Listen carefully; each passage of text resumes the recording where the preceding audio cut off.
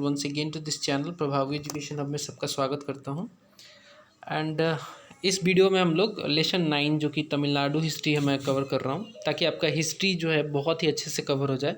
2-3 resources follow करेंगे हम लोग एनसीईआरटी भी पढ़ रहे हैं और हम लोग तमिलनाडु की हिस्ट्री और एनसीईआरटी को मिला के हम लोग अपना हिस्ट्री कंप्लीट कर लेंगे। ठीक है, मॉडर्न के लिए मैंने बिपिन चंद्र ऑलरेडी पढ़ाया हुआ है और मिडाइवल और इसके लिए अपन तमिलनाडु हिस्ट्री और एनसीईआरटी से हम लोग कवर कर लेंगे। तो अगर आपको और भी ज़्यादा कंटेंट देखना है तो इस चैनल पे सारी कंटेंट अवेलेबल है। जैसे कि अगर मान लो आप सिविल सर्विसेज की तैयारी करते हो और आप लक्ष्मीकांत का कंप्लीट सीरीज़ देखना चाहते हो तो वो करीब 7 दिन का कोर्स है, बहुत अच्छे से बिना कोई पॉइंट छोड़े हुए एकदम पॉइंट टू पॉइंट मैंने पढ़ाया हुआ है। वो आप देख सकते हो, उसका नोट भी ले सकते हो। एक चैनल पे जाना, प्लेलिस्ट सेक्शन में, प्लेलिस्ट में आपको मिल जाएगा। इसके अलावा अगर आप अलग से देखना चाहते हो इंडियन इकोनॉमी की सीरीज़ जो कि रमेश सिंह के बेसिस पे है, तो वो भी इस चैनल पे अवेलेबल है। इसके अलावा एक और सीरीज़ है मेरी मॉडर्न हिस्ट्री की, इंडिया स्ट्रगल फॉर इंडिपेंडेंस, उसकी भी कंप्लीट सीरीज़ अवेलेबल है। टोटल अगर आप देखोगे तो आपका 17 से 20 घंटे के अंदर आपका कंप्लीट हो जाना चाहिए टोटल कोर्स, जो कि ये तीनों का है। ठीक है, 20 दिन में, सॉरी घंटे में नहीं, 20 दिन में आपका, 17 से 20 दिन में आपका ये कंप्लीट कोर्स हो जाएगा। अगर आप प्रोवाइडेड 8 आवर्स वीडियो देख सकते हो तो, वरना आप उसको एक्सटेंड कर सकते हो, एक महीने तक ले जा सकते हो, वो आपकी मर्ज़ी है। मैंने 20 दिन का प्लान वहाँ पे दिया हुआ है।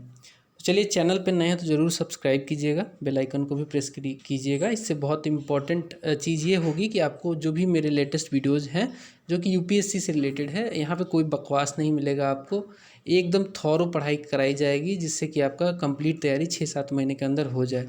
इतना स्टफ़ तो ज़रूर डाल दूँगा कि 6-7 महीने के अंदर आपका कंप्लीट ओवरऑल तैयारी हो जाए, प्रोवाइडेड आप करंट अफेयर्स पढ़ते रहो। ठीक है, चलिए स्टार्ट करेंगे।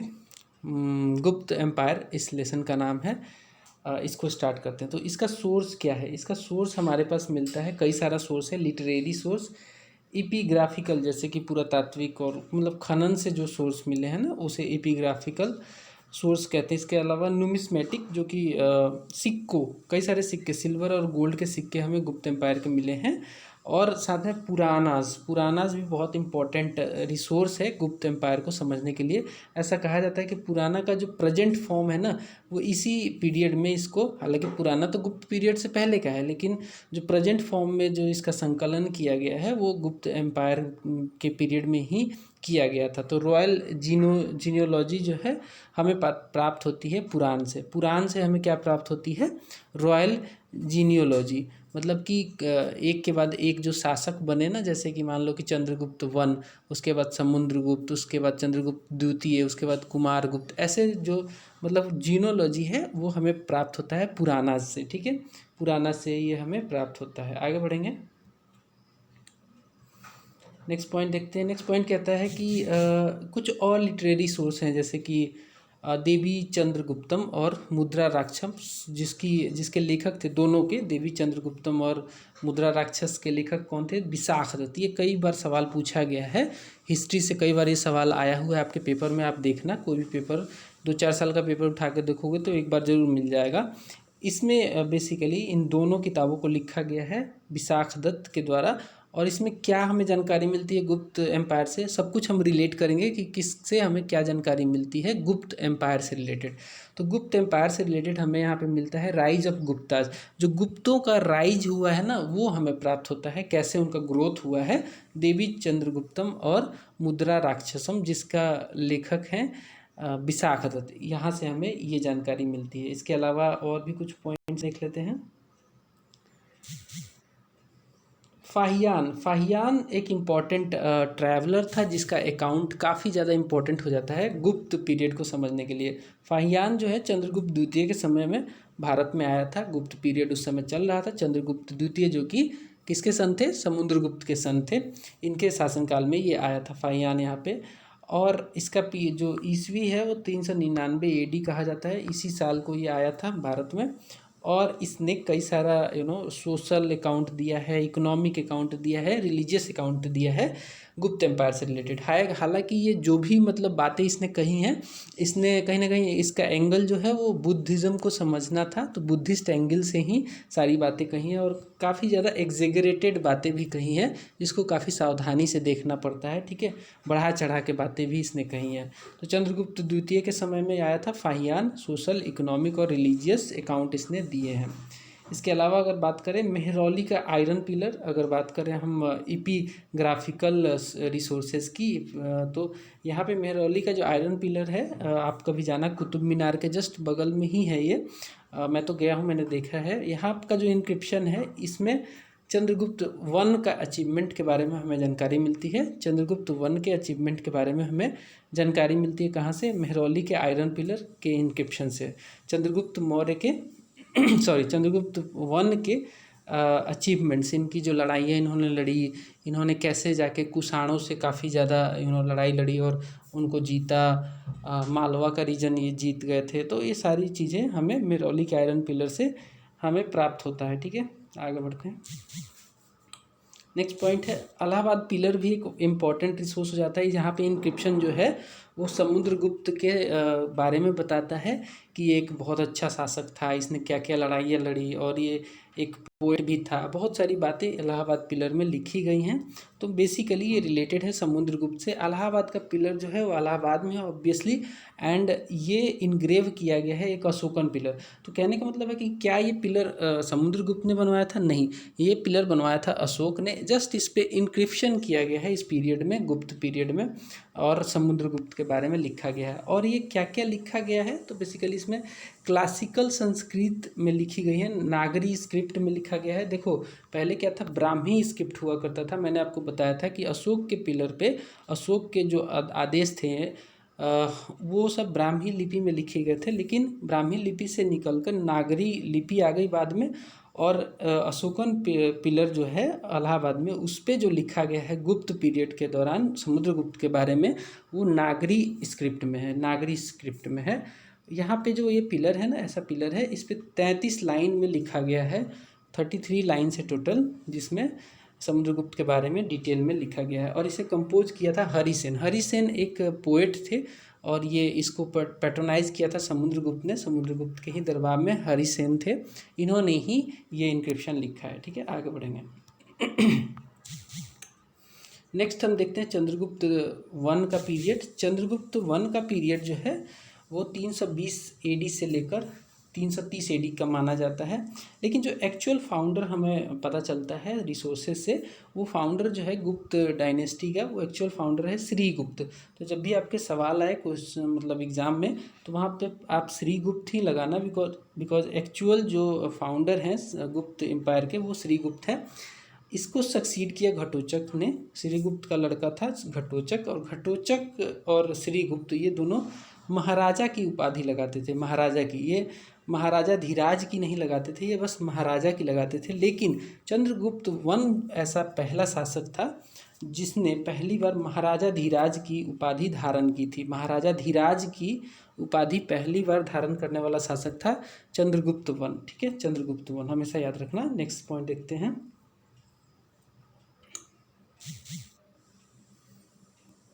देखिए चंद्रगुप्त वन ने मैट्रिमोनियल अलायंसेस बनाए, ताकि बेसिकली ये कूटनीति का पार्ट था। मैट्रिमोनियल अलायंस बना के अपने आप को सुदृढ़ करना चाहते थे। ये लिच्छवी की रानी कुमार देवी से राजकुमारी थी बेसिकली, उनसे इन्होंने शादी किया। और इन्होंने एक बहुत ही इम्पॉर्टेंट एरा का शुरुआत किया, जिसे कहते हैं गुप्त संवत या फिर गुप्त एरा। ये AD 320 में स्टार्ट हुआ था, AD 320 में स्टार्ट हुआ था। तो क्वेश्चन आता है कि गुप्त एरा का शुरुआत किसने किया था? तो आंसर है चंद्रगुप्त वन। ठीक है, चंद्रगुप्त वन। नेक्स्ट आता है समुद्रगुप्त। समुद्रगुप्त का जो पीरियड माना जाता है 330 से लेकर 380 माना जाता है।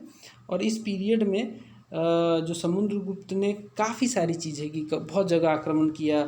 इसका आक्रमण नॉर्थ इंडिया में हुआ, फिर साउथ में भी इन्होंने आक्रमण किया, फिर दोबारा इन्होंने नॉर्थ इंडिया में कुछ जो रह गए थे बच्चे कुछ शासक, उनको हराने के लिए किया था। तो ही was the greatest of the गुप्त एम्पायर। ये सबसे ग्रेटेस्ट शासक थे गुप्त पीरियड के। एंड इनका जो इलाहाबाद पिलर का इंक्रिप्शन है, इसमें बताया गया है बेसिकली इनके मिलिट्री कॉन्क्वेस्ट के बारे में, कैंपेन के बारे में, उसमें 3 स्टेजेस का जिक्र किया गया है मिलिट्री कैंपेन के बारे में। तो वो 3 स्टेज हम देख लेते हैं एक एक करके। पहला स्टेज जो था उसमें फर्स्ट जो इन्होंने अपना जो मिलिट्री कैंपेन स्टार्ट किया वो against some rulers of north India के अगेंस्ट में स्टार्ट किया, और इसमें जाके सबसे पहले इन्होंने अच्युत को हराया। अच्युत जो था वो एक नाग रूलर था, नागा मतलब लोगों में से एक था, नाग रूलर था। और उसके बाद नागसेन को इन्होंने हराया जो कि कोटा फैमिली से बिलोंग करता था। एंड कंप्लीट मास्टरी इसने अपर गंगेटिक वैली में समुद्रगुप्त ने अपनी बिठा ली। कंप्लीट मास्टर हो गए ये अपर गंगेटिक वैली के, ठीक है। इन किसको किसको हराया? तो अच्युत को हराया जो कि एक नागा रूलर था, इसके अलावा नागसेन को हराया जो कि एक कोटा फैमिली का रूलर था, उसको हराया। और कंप्लीट मास्टरी अपर गंगेटिक वैली में इसकी हो गई, किसकी? समुद्रगुप्त की। आगे बढ़ेंगे। नेक्स्ट आता है हिज फेमस दक्षिणा पथ एक्सपेडिशन। अब देखो नॉर्थ के बाद ये दक्षिण में जाते हैं, और इनका जो कैंपेन था साउथ इंडियन कैंपेन वो कहलाता है दक्षिणा पथ एक्सपेडिशन। इस एक्सपेडिशन में इन्होंने 12 राजाओं को, 12 रूलर जो थे उनको हराया है, 12 रूलर को हराया है। और बट इनकी जो नीति थी इस पर्टिकुलर डिफीट करने के बाद, उनको हराने के बाद, ऐसा नहीं कि ये अपने अंडर उनकी को ले लेते थे, ऐसा नहीं है। बस ये बोलते थे कि तुम मेरी सुजेनिटी मान लो, मेरी सुजेनिटी मानो और अपना शासन करते रहो। तो ऐसा नहीं कि पूरा उनको कैप्चर कर लिया, ऐसा नहीं है। ये क्या करते थे? हराते थे और बोलते थे कि तुम मेरी सुजेनिटी मानो, मैं जो कहूँगा कभी कभी वो करना, बाकी तुम शासन करते रहो, ठीक है। तो ये इनकी नीति थी साउथ में। लेकिन नॉर्थ में जो भी कब्जा करते थे उसको कब्जा कर लेते थे, और उसमें हर तरीके का शासन इन्हीं का होता था, ठीक है, गुप्त एम्पायर का ही होता था। चलिए आगे बढ़ेंगे। नेक्स्ट है second campaign against some other rulers. जो दूसरा कैंपेन जो हुआ इनका, मतलब दोबारा वाला नॉर्थ इंडिया में, वो कुछ नॉर्थ इंडिया के कुछ जो बच गए थे 9 किंग, उनके लिए हुआ था। वो 9 किंग में रुद्रदेव था, मैथिला था, नागदत्त था, चंद्र बर्मन था, गणपति नाग था, नागसेन था, अच्युत था, नंदन था और बलावरन था। तो इन सबको हराने के लिए दूसरी बार ये जो है ये एक्सपेडिशन किया गया नॉर्थ इंडिया में। और ओवरऑल इस एक्सपेडिशन के बाद ओवरऑल पूरा जो नॉर्थ का पार्ट है वो समुद्रगुप्त के अधीन आ चुका था, ठीक है। आगे बढ़ेंगे।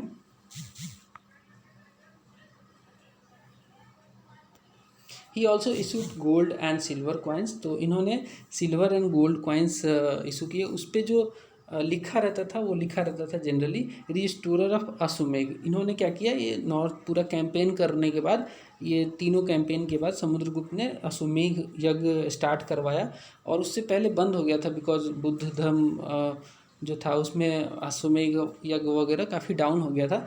तो जो ये क्वाइंस वगैरह मिले हैं उसमें लिखा गया है कि he was the restorer of Ashvamedha, restorer of Ashvamedha, मतलब अश्वमेघ यज्ञ को दोबारा रीस्टोर किसने किया? समुद्रगुप्त ने। और इनकी विजय, इनकी मतलब पर्सनालिटी, इनके आर्ट के वजह से, इनके विजय की वजह से जो इन्होंने मिलिट्री कैंपेन किए, इनको इंडियन नेपोलियन कहा जाता है। तो देखना ये क्वेश्चन आता है हमेशा, भारत का नेपोलियन किसे कहते हैं, या फिर who is called Indian Napoleon? तो आंसर है समुद्रगुप्त, ठीक है। आगे बढ़ेंगे। नेक्स्ट है अब एक्सटेंट ऑफ समुद्रगुप्त एम्पायर की बात करें, कहाँ कहाँ तक इन्होंने जीता। तो आपको मैंने बता ही दिया कि नॉर्थ जीत ही लिया था। So the extension of his empire was extended over upper Gangetic valley, upper Gangetic valley तक पहुँच गए थे ये। The greater part of modern UP इनके कब्जे में था। अभी मॉडर्न यूपी जो है उसका ग्रेटर पार्ट जो है वो कब्जे में था। A portion of central India and south western part of Bengal was also under the Gupta empire, directly administered. And south जो था देयर वर ट्रिब्यूटरी स्टेट्स, मतलब कि उन पे सोजनिटी बना के उनको छोड़ दिया गया था। तो ये कुछ एक्सटेंट ऑफ समुद्रगुप्त का एम्पायर का था। आगे बढ़ेंगे। तो सका एंड कुषाणा जो थे, शक और कुषाण जो थे, जो नॉर्थ वेस्टर्न इंडिया में पहले शासन कर चुके थे, वो लोग भी अब इनके इन्फ्लुएंस में थे, और उनको भी इनकी सुजोनिटी समुद्रगुप्त की माननी पड़ती थी। इनका जो बॉर्डर था वो पल्लव किंगडम के तक था। नीचे अगर बात करें साउथ में, पल्लव किंगडम तक इनका जो सुजेनिटी था पहुंच गया था, और पल्लव जो थे वो इनकी सुजेनिटी को मान चुके थे, ठीक है। आगे बढ़ेंगे। अब हम बात कर लेते हैं इस्टीमेट ऑफ समुद्रगुप्त। समुद्रगुप्त को इस्टीमेट करना बहुत ही आसान है, बिकॉज ये महानतम शासक थे। ही इलाहाबाद पिलर इंक्रिप्शन में इनके मैग्नामिनिटी, इनकी उदारता की बात कही गई है कि ये अपने दुश्मन को हराते थे लेकिन काफ़ी उदार थे। ऐसा नहीं कि अंग भंग किया, काट दिया, मार दिया, ऐसा नहीं, वो हरा देते थे। हरा के कई बार तो साउथ के लोगों को, साउथ के राजाओं को इन्होंने उनका लैंड भी वापस दे दिया, राजपाट वापस दे दिया। हिज पॉलिश्ड इंटेलेक्ट, इनका जो इंटेलेक्ट था, दिमाग था इनका, काफ़ी ज़्यादा अच्छा था। हिज पोएटिक स्किल, ये एक पोएट भी थे, एक इसीलिए इनको कवि भी कहा जाता है, ठीक है। इसके अलावा इनका जो प्रोफिशिएंसी था म्यूजिक में, वो काफ़ी ज़्यादा था। इनको एक सिक्के पे बीड़ा बजाते हुए भी एक सिक्का मिला है, और इसीलिए इनको बेसिकली इनके पोएटिक स्किल की वजह से इनको कविराज भी कहा जाता है। कविराज, तो ऐसा पूछा जाता है कई बार कि इनमें से किस शासक को कविराज कहा जाता है, तो आपको आंसर लगाना है समुद्रगुप्त, ठीक है। आगे बढ़ेंगे, नेक्स्ट देखते हैं। एक इमेज है जिसमें ये बीना बजा रहा है, अगेन वही बात जो मैंने अभी आपको बताई, वो क्वाइन इशू किया गया है इन्हीं के द्वारा, उसमें ये बीना बजाते हुए दिखे गए हैं। मेनी पोएट्स एंड स्कॉलर्स जो थे इनके पैटर्न इनशिप में थे, और सबसे बड़ा नाम है हरिसेन। हरिसेन इनके पैटर्न में थे, वो एक पोएट थे, इनके कवि थे, ठीक है। आगे बढ़ते हैं। जो समुद्रगुप्त थे ये एक स्टाउंच बैस्वेनिज़्म को फॉलो करने वाले थे। ये बैस्वेनिज़्म को इन्होंने अपनाया हुआ था, बट ये टॉलरेंट थे। बाकी जो क्रीड थे, जो बाकी जो धर्म के लोग थे, उनको भी, उनके लिए काफ़ी टॉलरेंट थे, जैसे कि जैन, जैसे कि बौद्ध के लिए काफ़ी टॉलरेंट थे। एंड ये बुद्धिज़्म में भी बहुत ही कीन इंटरेस्ट रखते थे। इन्होंने एक बंदे को पैटर्नशिप में रखा था जो कि एक बौद्धिस्ट मंक था, वो था वसुबंधु। वसुबंधु को भी इन्होंने अपने पैटर्नशिप में रखा हुआ था। तो इनका इंटरेस्ट बुद्धिज़्म में भी था, ऐसा नहीं है कि बिल्कुल ही ये मैसोनाइट थे और ही बुद्धिस्टों का ये नाश नहीं करते थे, उनको भी पैटर्नशिप में ये रखते थे, ठीक है। आगे बढ़ेंगे। अब आ जाता है समय चंद्रगुप्त द्वितीय का, जो कि माना जाता है 380 से लेकर 415 एडी का। चंद्रगुप्त द्वितीय का जो समय माना जाता है वो 380 से लेकर 415 एडी का माना जाता है। चंद्रगुप्त द्वितीय जो थे, इनको विक्रमादित्य भी कहा जाता है। शकों को हराने के बाद ही इन्होंने टाइटल ये लगाया था विक्रमादित्य का, ठीक है। एक बात और इम्पोर्टेंट यहाँ पे आती कि रामगुप्त को कहा जाता है कि ये ब्रदर थे, एल्डर बड़े भाई थे चंद्रगुप्त द्वितीय का। और ऐसा कई इतिहासकारों का मानना है कि समुद्रगुप्त के बाद रामगुप्त ने थोड़ी देर शासन किया था, लेकिन इसका पूरा साक्ष्य अवेलेबल नहीं है। तो ऐसा माना जाता है कि समुद्रगुप्त के बाद चंद्रगुप्त द्वितीय का ही काल आता है। तो चलिए कोई बात नहीं, इसके बारे में और जानते हैं।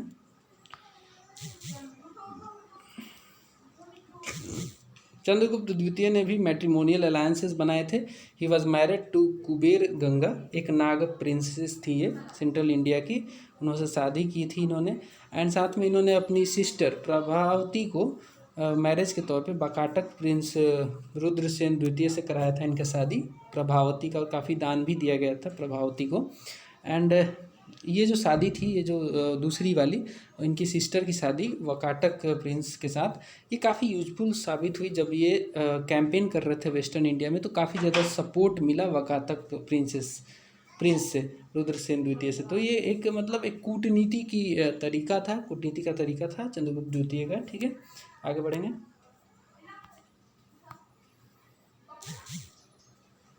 नेक्स्ट आता है कॉन्केस्ट ऑफ वेस्टर्न इंडिया। तो चंद्रगुप्त द्वितीय ने वेस्टर्न इंडिया पे भी कॉन्केस्ट किया था। His war against the Saka satraps of western India was phenomenal. उसमें इन्होंने पूरा उन शकों का नाश कर दिया था। रुद्र सिंह द्वितीय जो लास्ट शासक था वो हार गया इनसे, और उसको उसकी गद्दी से हटाकर मार भी दिया गया। Western Malwa and Kathiawar peninsula अब इनके कब्जे में आ गया। गुप्त एम्पायर में एनेक्स कर लिया गया था काठियावाड़ और पेनिनसुला, जो कि पहले शकों के अंडर था, अब ये गुप्त एम्पायर के अंडर आ गया था, ठीक है। आगे बढ़ेंगे। नेक्स्ट आता है, इन्होंने अगेन हॉर्स सेक्रीफाइसेस किए। He also assume the title Shakari, यानी कि शकों का विनाशक यानी कि स्लेयर ऑफ सकारी जिसे कहते हैं। इन्होंने सकारी का टाइटल भी धारण किया। साथ में इसके बाद ये विक्रमादित्य भी कहलाए। तो ये क्वेश्चन पूछा जा सकता है कि किस लड़ाई के बाद चंद्रगुप्त द्वितीय को विक्रमादित्य की उपाधि धारण की तो ऐसा आपको आंसर लगाना है, शकों के साथ जो युद्ध हुआ था उसके बाद। ठीक है, आगे बढ़ेंगे।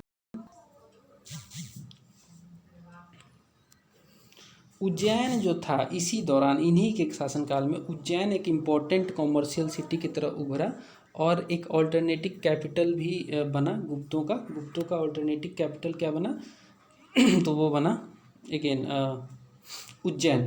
और इसके मतलब कब्जे के बाद जो ये कब्जा हुआ ना काठियावाड़ मालवा वेस्टर्न, तो इससे क्या है इनका अरब सागर तक पहुंच बढ़ गया और साथ में बिहार से ट्रेड, इसके अलावा बंगाल से ट्रेड, जूट वगैरह ये सब ट्रेड बड़ी आसानी से होने लगा। और इसी कारण जो है गुप्तों की वेल्थ में काफ़ी ज़्यादा ग्रोथ हुई, ठीक है, आगे बढ़ेंगे। Western traders poured Roman gold in India in return for the Indian product. अब देखो ट्रेड बढ़ गया तो जो भी भारतीय प्रोडक्ट जाता था तो वेस्टर्न जो ट्रेडर थे खासकर रोमन एम्पायर के, वो गोल्ड बहुत ज़्यादा गोल्ड में ट्रेड करते थे। भारत में गोल्ड काफ़ी ज़्यादा मिला है सिक्का, ये इसी पीरियड का है। Variety of gold coins issued by Chandragupta द्वितीय। गोल्ड कॉइन में भी कई सारी वेराइटी के कॉइन इशू किए गए चंद्रगुप्त द्वितीय का। ये दिखाता है कि चंद्रगुप्त द्वितीय के समय गुप्त एम्पायर कितना प्रकाष्ठ पे पहुंच गया था, कितनी ऊंचाई पे, वेल्थ के मामले में और बाकी सारी चीज़ों के मामले में काफ़ी ज़्यादा ग्रोथ किया था। ठीक है, आगे बढ़ेंगे। नेक्स्ट आता है अदर कॉन्क्वेस्ट। अब हम बात कर रहे हैं चंद्रगुप्त द्वितीय की ही, तो चंद्रगुप्त द्वितीय के कुछ अदर कॉन्क्वेस्ट भी है, जैसे कि इन्होंने कई सारे इनेमीज़ का मिला जुला दल को, जिसे हम कॉन्फेडरेसी कहते हैं, उसको हराया बंगा में। साथ में इन्होंने बैक्टीरिया में मतलब सिंध नदी को क्रॉस करके ये बैक्टीरिया तक गए और वहाँ पे भी जाके इन्होंने जीत अपनी दायर की। ठीक है, चलिए आगे बढ़ेंगे। नेक्स्ट पॉइंट आता है नॉर्थ वेस्ट इंडिया में भी इनका बियॉन्ड हिंदू कुश तक गए, बैक्टीरिया रीजन में जाके वहाँ पे इन्होंने उस एरिया को जीता, जिसके बाद जो है वो एरिया भी इनके लगभग कब्जे में आ गया था। ईस्ट में ये इवन ईस्टर्न बंगाल तक पहुँच गए थे। साउथ में ये नर्मदा रिवर तक जाके, नर्मदा रिवर बॉर्डर हो गई थी, बिकॉज नर्मदा रिवर के बाद ही वो साउथ इंडियन जो किंगडम थे वो थे उधर। नर्मदा रिवर जो थी वो बाउंड्री थी इनकी एम्पायर की। ठीक है, आगे बढ़ेंगे। फाहियान जो था वो इन्हीं के दौरान, चंद्रगुप्त द्वितीय के दौरान ही आया था भारत में। ये टोटल भारत में 9 ईयर्स के लिए आया था। उसमें से 9 ईयर्स में से 6 ईयर्स जो था ये गुप्त एम्पायर में रहा था। वो एक लैंड रूट से आया था जो कि खोतन, कासगढ़ मतलब वही चाइना वाला, गांधार होते हुए, पंजाब होते हुए भारत में आया था। और इसके साथ ही ये पेशावर गया था, मथुरा गया था, कन्नौज गया था, श्रावस्ती गया था, कपिलवस्तु, कुशीनगर, पाटलिपुत्रा, काशी, बोध गया, मतलब जो भी बुद्ध धर्म से रिलेटेड जो साइट थे वहाँ पे ये गया था। इसका मेन मोटो यही था कि बुद्ध से रिलेटेड जगहों को देखना है मुझे, उनसे कुछ सीख लेनी है और बेसिकली यहाँ के जो बहुत सारे टेक्स्ट थे उसको ट्रांसलेट करके उसको ले जाना था। ठीक है, आगे बढ़ेंगे। जब फाहियान वापस गया तो वो सी रूट से फॉलो करके गया, आया था लैंड रूट से, गया सी रूट से। सी रूट में वो पहले सेलन गया, फिर जावा गया और फिर वो फाइनली अपने चाइना में गया। वो कुछ समय के लिए 3 साल के लिए बेसिकली पाटलिपुत्रा में भी रहा। ठीक है, फाहियान का क्वेश्चन अगर आए कि फाहियान पाटलिपुत्रा में कितने सालों तक रहा, तो आंसर है 3 साल। ठीक है, 3 साल के लिए वो पाटलिपुत्रा में भी रहा। और आगे बढ़ते हैं। बुद्धिज़्म की बात करें तो गुप्त पीरियड में बुद्धिज़्म के बारे में कहा फाहियान ने कि बुद्धिज़्म फ्लोरिशिंग कंडीशन में था, लेकिन ओनली नॉर्थ वेस्टर्न इंडिया में बुद्धिज़्म जो था वो फ्लोरिशिंग स्टेट में था। बट गैंगेटिक वैली में ये एक नेग्लेक्ट फेज में था। गैंगेटिक वैली में ज़्यादातर ब्राह्मणिज़्म फॉलो किया जा रहा था। ये जो गैंगेटिक वैली था वो लैंड ऑफ ब्राह्मणिज़्म बन गया था, ऐसा लिखा है फाहियान ने। ठीक है, ऐसा लिखा है फाहियान ने। आगे बढ़ेंगे।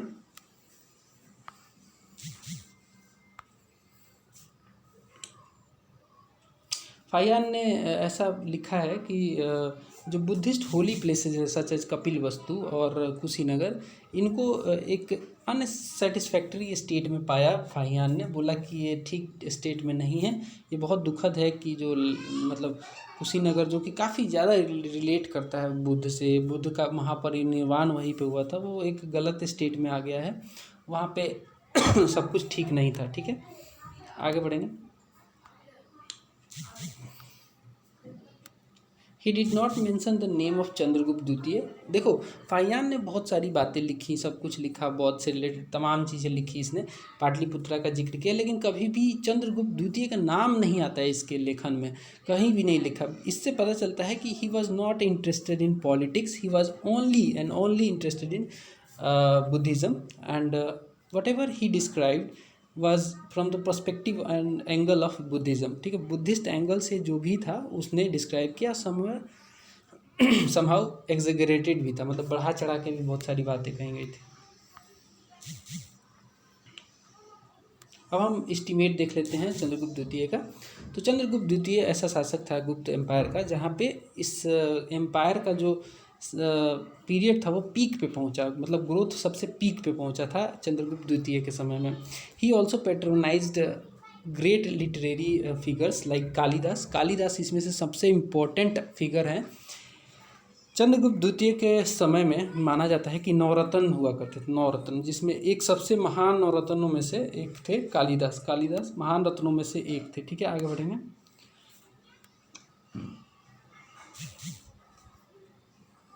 सक्सेसर जो थे चंद्रगुप्त द्वितीय के, उसमें पहला नाम आता है कुमारगुप्त का। कुमारगुप्त सन था चंद्रगुप्त द्वितीय का। इसके समय जनरल पीस एंड प्रोस्पेरिटी जो थी वो गुप्त एम्पायर की इंटैक्ट थी। क्वाइंस इसने भी इशू किए हैं, इसके भी इंक्रिप्शंस हैं, बहुत जगह मिले हैं। ठीक है, इसके अलावा अश्वमेध यज्ञ इसने एक करवाया था। इसने सबसे इम्पोर्टेंट जो काम किया था, जो कि सवाल आता है आपके एग्जाम में, वो है इसने नालंदा यूनिवर्सिटी की नींव रखी थी। ही was the first person, he was basically the person who laid the foundation of Nalanda university. ठीक है, आगे बढ़ेंगे।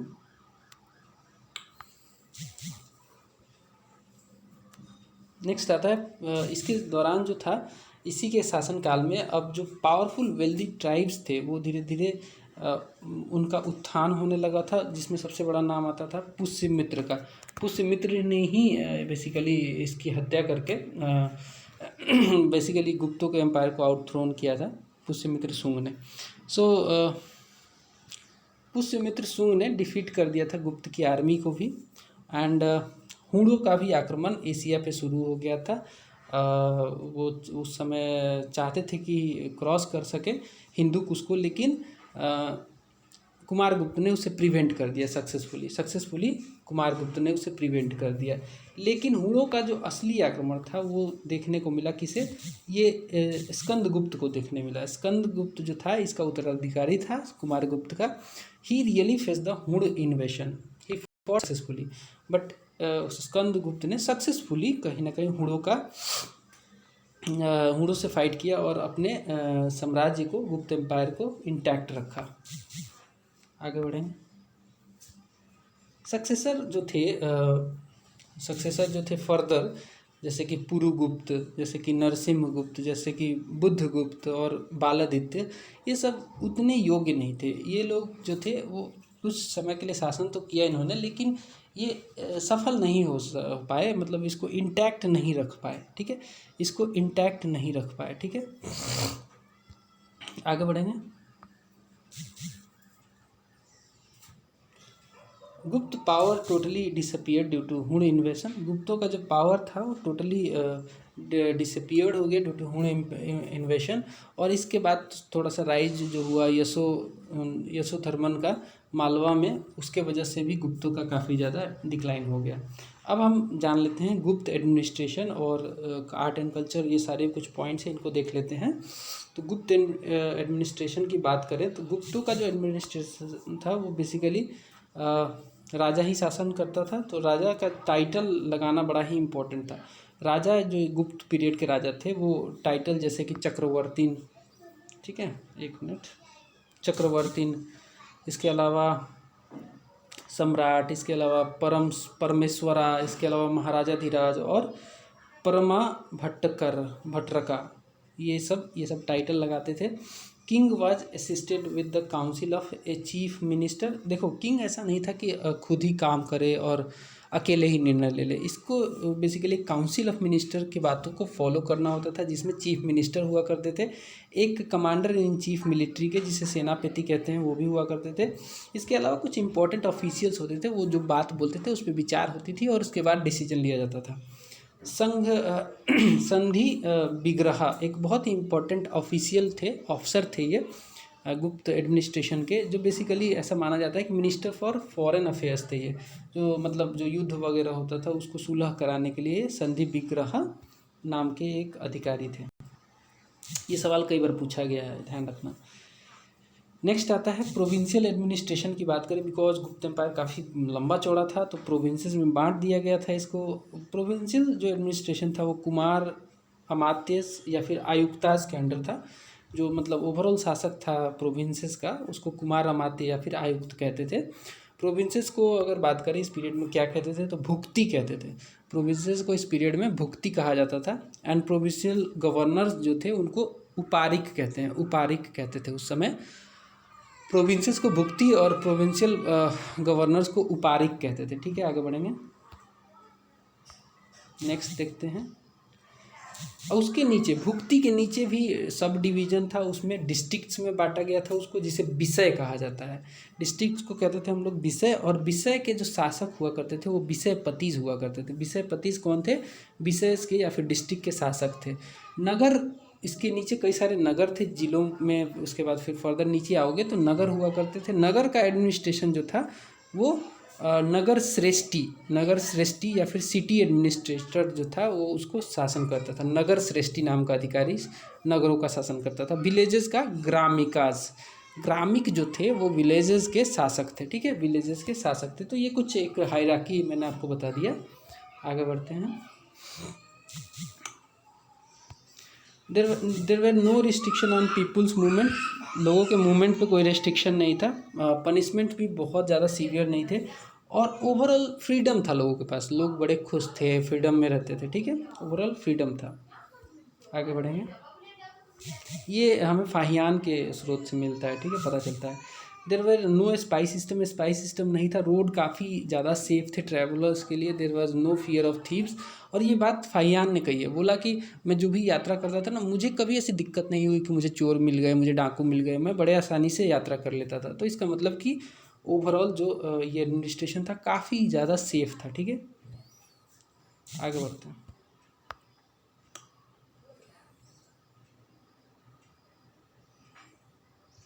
नेक्स्ट पॉइंट आता है administration was more liberal than the Maurya. Maurya का जो एडमिनिस्ट्रेशन था उससे ज़्यादा लिबरल गुप्तों का एडमिनिस्ट्रेशन था। ठीक है, चलिए आगे बढ़ेंगे और अगले स्लाइड पे चलते हैं।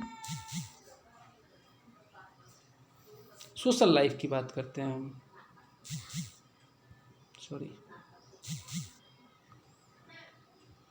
अगर हम बात करें सोशल लाइफ की, तो सोशल लाइफ जो था इस समय प्री गुप्त पीरियड में भारत ने उस समय प्री गुप्त पीरियड की बात करो, मतलब गुप्तों से जस्ट पहले काफ़ी ज़्यादा फॉरेन इन्वेशन हुए थे भारतीय लैंड पे।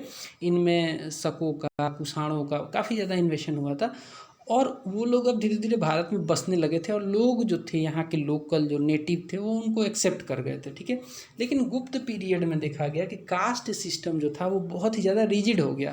कास्ट सिस्टम जो था गुप्त पीरियड में वो बहुत ज़्यादा रिजिड हो गया। अनटचेबिलिटी भी अब धीरे धीरे शुरू हो गई। फाहियान ने मेंशन किया चंडालों के बारे में। चंडालों के बारे में कहा फाहियान ने कि वो चांडाल जब चलते थे तो बर्तन बजाते हुए चलते थे, जिनका टच जो था वो उस समय के लोग अशुभ मानते थे। ठीक है, ये तो चंडालों का जिक्र फाहियान ने किया है। इसके अलावा वुमेन का जो पोजीशन था वो काफ़ी मिजरेबल हो गया था। जो वुमेन थी वो जनरली प्रोहिबिटेड थी। स्टडिंग जो था रिलीजियस टेक्स्ट वगैरह का, पुराना वगैरह का, वो नहीं पढ़ती थी बिकॉज उनको प्रोहिबिटेड रखा गया था। And they were subjected to the men. जो वुमेन थी वो सेकंड श्रेणी की नागरिक मानी जाती थी और सब्जेक्ट टू मेन हुआ करती थी कि मेन उसके ऊपर रूल करेगा। ठीक है, इस टाइप का हुआ उस समय भी हुआ करता था। स्वयंवर जो था जो सिस्टम जिसमें मतलब कि महिलाएं अपना वर चुनती हैं, वो भी सिस्टम धीरे धीरे ख़त्म हो गया। मनुस्मृति में तो अर्ली मैरिज फॉर गर्ल्स का भी जिक्र किया गया है, मतलब बाल विवाह का भी जिक्र किया गया है। ब्राह्मणिज्म रीगेन कर गया था अपना सुप्रीम का उस पे था, ब्राह्मणिज्म का काफ़ी ज़्यादा उत्थान हुआ था। और ब्राह्मणिज्म में भी बैस्वनिज्म और सैविज्म का काफ़ी ज़्यादा उत्थान हुआ था। मोस्ट ऑफ द जो गुप्त किंग थे वो बैस्वनाइट्स थे और कुछ सैविड्स भी थे, बट मोस्ट ऑफ द जो गुप्त किंग्स थे वो बैस्वनाइट्स थे। ठीक है। Worship of image, celebration of religious festivals, elaborate rituals वगैरह शुरू हो गया था, जो कि आज भी आपको देखने को मिलता है। कैसे गांव वगैरह में मेला लगता है, रिलीजियस फेस्टिवल वगैरह कैसे हम लोग सेलिब्रेट करते हैं, ये गुप्त की ही देन है। इसके अलावा पुराण जो है प्रेजेंट फॉर्म में जो है वो इसी दौरान गुप्त काल में ही कंपोज किए गए थे। फाहियान ने रेफ़र किया था decline of Buddhism in Gangetic valley. तो मैंने एक बार अभी जस्ट आपको बताया था कि नॉर्थ वेस्टर्न पार्ट में अभी भी बुद्धिज़्म ग्रो कर रहा था, लेकिन गैंगेटिक वैली में जहाँ पे ओवरऑल मेन इन्फ्लुएंस था गुप्तों का, और गुप्त चूँकि ब्राह्मणिज्म को फॉलो कर रहे थे, बैसोनेट्स थे मैक्सिमम, तो ऑब्वियस सी बात है बुद्धिज़्म का डिक्लाइन तो होना ही था। नेक्स्ट पॉइंट आता है वेस्टर्न एंड साउथर्न इंडिया में जैनिज़्म काफ़ी ज़्यादा फ्लोरिश कर रहा था। वेस्टर्न और साउथर्न इंडिया में जैनिज़्म जो था वो फ्लोरिश कर रहा था।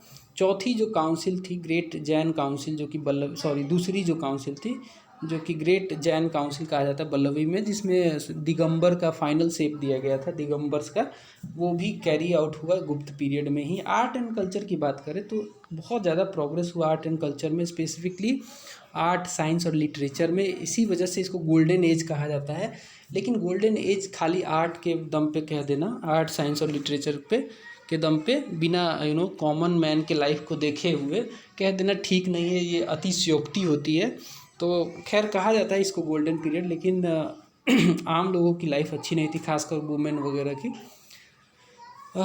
ये पार्टिकुलर आर्ट, साइंस और लिटरेचर की वजह से इसे पीरियड ऑफ रेनेसा भी कहा गया, पीरियड ऑफ रेनेसा भी कहा गया। ठीक है। अब आप जानते हैं आर्ट एंड आर्किटेक्चर के बारे में स्पेसिफिक डिस्कस करते हैं। तो इनकी जो आर्ट एंड आर्किटेक्चर थी उसमें जो मंदिर वगैरह थे वो दोनों डिज़ाइन फॉलो किया गया था। उसमें स्टाइल की बात करें तो नगर और द्रविडियन स्टाइल होता है।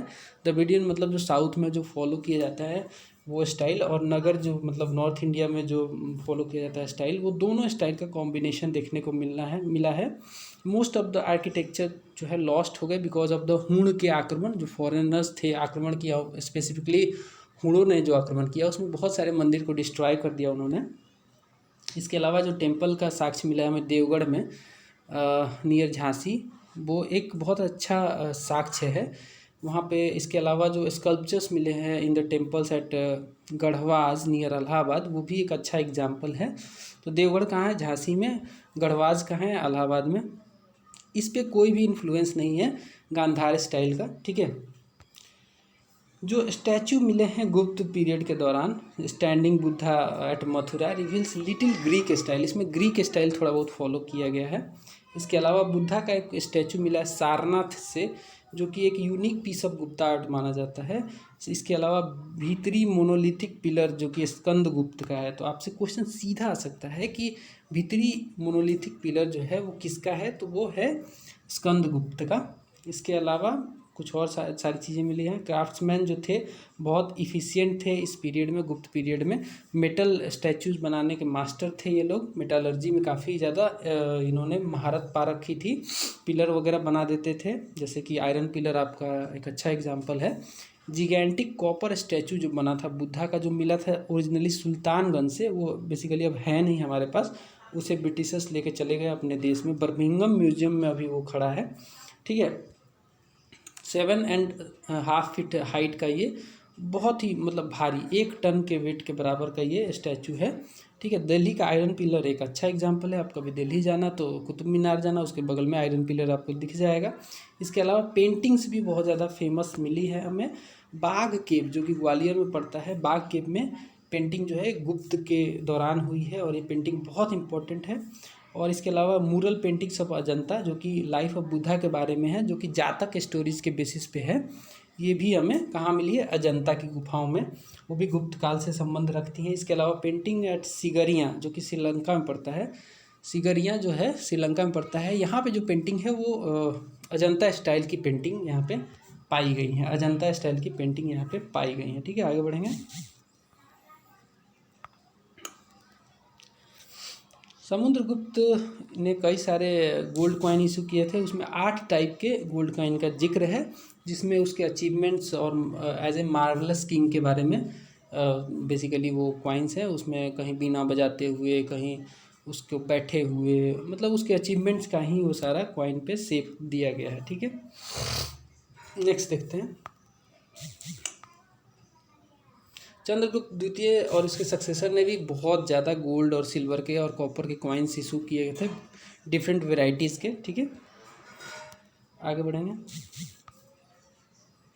गुप्त कॉइन का पीरियड जो था ना, बहुत सारा कॉइन इशू हुआ था, लेकिन जो भारत में प्रथम बार गोल्ड की कॉइन इशू किया था वो कुषाणों ने किया था। ये एक फैक्ट आपको बताता हूँ, बिकॉज कई बार कॉइन आ रहा है तो आप गुप्त मत मार देना। पहली बार जो इशू किया गया था वो कुषाणों के द्वारा किया गया था गोल्ड कॉइन। लिटरेचर की बात करें तो संस्कृत का जो लैंग्वेज है बहुत ही इम्पोर्टेंट रहा इस पीरियड में, प्रोमिनेंट जगह पा लिया था इसने। नागरी स्क्रिप्ट जो है वो इवॉल्व होती है ब्राह्मी स्क्रिप्ट से इसी पीरियड के दौरान। नागरी, फिर से बताता हूँ, नागरी जो स्क्रिप्ट है वो इवॉल्व होती है ब्राह्मी स्क्रिप्ट से इसी पीरियड के दौरान। इसके अलावा कोर्ट ऑफ चंद्रगुप्त द्वितीय जो था, इट वाज एडोर्न्ड बाय सेलिब्रेटेड नवरत्नाज। नवरत्नों का ये कोर्ट माना जाता था। इसमें बहुत इंपॉर्टेंट नाम आता है कालिदास का, जो जिनका संस्कृत का ड्रामा शकुंतला बहुत फेमस है। शकुंतला, ठीक है, इनके 2 अलग प्ले हैं जिनका नाम है मालविक गणमित्रा और विक्रमोशिया। ठीक है, ये इनके संस्कृत के अदर प्ले हैं। इसके अलावा इनके 2 वेल नोन एपिक्स है जो कि रघुवंशा और कुमार संभवा। इसके अलावा इनके 2 लिरिक्स हैं, ऋतु संहारा और मेघदूत और ऋतु संहारा भी इनके 2 लिरिक्स हैं। तो काफ़ी ज़्यादा रचनाएं हैं कालिदास की। इनमें से सवाल आता है, इम्पोर्टेंट आता है मेघदूत के ऊपर, मालविक की गणमित्रा और शकुंतला काफ़ी फेमस है। तीनों को तो भूलना ही नहीं है आपको, इनसे सवाल आ जाता है। ठीक है, आगे बढ़ते हैं। विशाखदत्त एक इम्पोर्टेंट राइटर थे, एक पोएट थे। मुद्रा राक्षस और देवी चंद्रगुप्तम इनकी रचना थी। शूद्रक की जो एक पोएट थे, ये इन्होंने लिखा था मिर्च कटिका जो है वो शूद्रक के द्वारा लिखी गई है। ये सब सवाल कई बार पूछे गए हैं। इसके अलावा जो भैरवी कृतजुनिया थे, उन्होंने बेसिकली भैरवीज जो लेखक थे उनकी जो रचना थी उसे कहते हैं कृत अर्जुनिया। ठीक है, इसमें बेसिकली अर्जुन और शिव का जो कॉन्फ्लिक्ट था उसको दिखाया गया है। इसके बाद डांडिन की जो काव्य दर्श है और 10 कुमार चरित्रम है वो भी काफ़ी ज़्यादा इम्पोर्टेंट फेमस साबित हुई थी। बेसिकली मैं कहना ये चाहता हूँ कि जो पीरियड था ये 9 रत्नों का पीरियड था, जो कि विक्रमादित्य या फिर चंद्रगुप्त द्वितीय के शासनकाल में ये लोग थे। ठीक है, आगे बढ़ेंगे।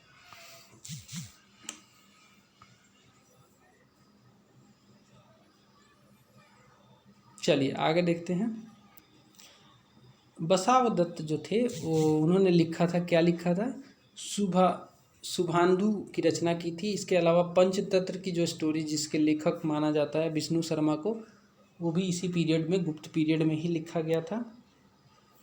और थोड़ा सा आगे बढ़ते हैं, देखते हैं। Buddhist author Amar Singh compiled ए लेक्सिकन कॉल्ड अमरकोश की रचना अमर सिंह ने की थी। ये एक बुद्धिस्ट ऑथर थे। कब लिखी गई थी, तो ये भी गुप्त पीरियड में ही लिखी गई थी। इसके अलावा पुरानाज इन प्रेजेंट फॉर्म जो है वो इसी काल में कंपाइल किया गया था। पुराण जो आज के डेट में आप देखते हो ना, वो इसी काल में, गुप्त काल में ही इसको कंपाइल किया गया था। 18 पुराण है टोटल। तो आपसे सवाल पूछा जा सकता है पुराणों की संख्या कितनी है, तो 18 है। इसमें जो मोस्ट इम्पॉर्टेंट जो पुराण है, हालांकि सभी इम्पॉर्टेंट है, लेकिन उसमें भी जो सबसे ज़्यादा इम्पॉर्टेंट है वो है भगवत पुराण, विष्णु पुराण, वायु पुराण और मत्स्य पुराण, ठीक है। इसके अलावा महाभारत और रामायण जो प्रेजेंट जो फाइनल टच जिसको दिया गया वो इसी काल में दिया गया, गुप्त काल में ही महाभारत और रामायण को फाइनल टच दिया गया, ठीक है। और आगे बढ़ते हैं। साइंस काफ़ी ज़्यादा ग्रो किया इस पीरियड, साइंस में कंट्रीब्यूशन बड़े बड़े लोगों का था। इसमें बहुत बड़ा नाम आता है बिहार के आर्यभट्ट का। मैथमेटिक्स और एस्ट्रोनॉमी और एस्ट्रोलॉजी और मेडिसिन में काफ़ी ज़्यादा योगदान था कई सारे साइंटिस्ट का। इसमें बहुत इंपॉर्टेंट नाम आता है आर्यभट्ट, जो एक मैथमेटिशियन और एस्ट्रोनॉमर थे। इनकी एक रचना थी आर्यभट्टिया, जो कि 499 AD में रचित की गई थी। 499 AD में आर्यभट्टिया की रचना आर्यभट्ट ने की थी। इसमें इन्होंने एक्सप्लेन किया था साइंटिफिकली कि जो ऑकरेंस है सोलर और लूनर इक्लिप्स का, जो चंद्र ग्रहण और सूर्य ग्रहण लगता है वो क्यों लगता है, इसको इन्होंने एक्सप्लेन किया था। ही वॉज द फर्स्ट, मैं बात कर रहा हूँ आर्यभट्ट की, he was the first to declare that the earth was spherical in shape and that it rotates on its axis. तो कहा ये पहले व्यक्ति थे जिन्होंने कहा कि अर्थ जो है स्फेरिकल शेप में है और वो अपने एक्सिस पे रोटेट करती है। ये कहने वाले प्रथम व्यक्ति थे आर्यभट्ट। इसके अलावा हाउएवर इनके इन सारे व्यू को रिजेक्ट कर दिया गया किसके द्वारा, लेटर एस्ट्रोनॉमर्स लाइक बराहमिहिर और ब्रह्मगुप्त। ये दोनों बाद के पीरियड के एस्ट्रोनॉमर थे। इन्होंने इसको इनके बातों को रिजेक्ट कर दिया, बोला इसमें कोई सच्चाई नहीं है। बराहमिहिर जो थे उन्होंने पंच सिद्धांतिका को कंपोज किया था, जो कि 5 एस्ट्रोनॉमिकल सिस्टम्स है, ठीक है। पंच सिद्धांतिका एस्ट्रोनॉमिकल सिस्टम्स के रचयिता थे बराहमिहिर।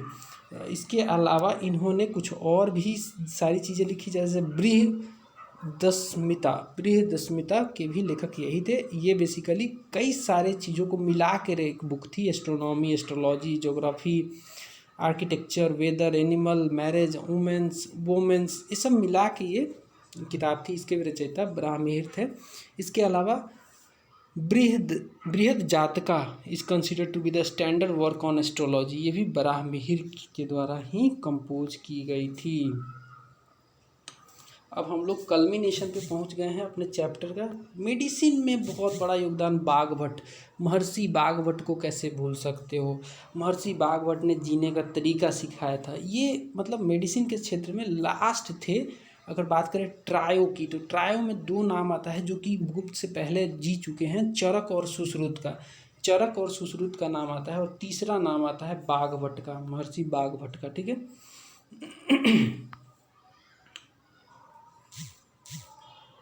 सॉरी, अब देखो, author of Ashtanga Sangraha, summary of 8 branches of medicine, कौन थे वो, महर्षि बाघभट्ट थे। Summary of 8 branches of medicine जिसे कहते हैं अष्टांग समग्रहा, उसके लेखक थे बाघभट्ट। तो ये सवाल सीधा पूछा जा सकता है आपसे, याद रखना है आपको। देखिए इस क्लास में इतना ही है। मैं उम्मीद करता हूँ कि आपको ये क्लास पसंद आई होगी। पसंद आई है तो लाइक ज़रूर कर देना, बहुत मेहनत लगता है। शेयर कर देना दोस्तों के साथ, और सब्सक्राइब नहीं किया तो सब्सक्राइब कर लो। मिलते हैं अगले वीडियो में, तब तक के लिए नमस्कार, बाय बाय।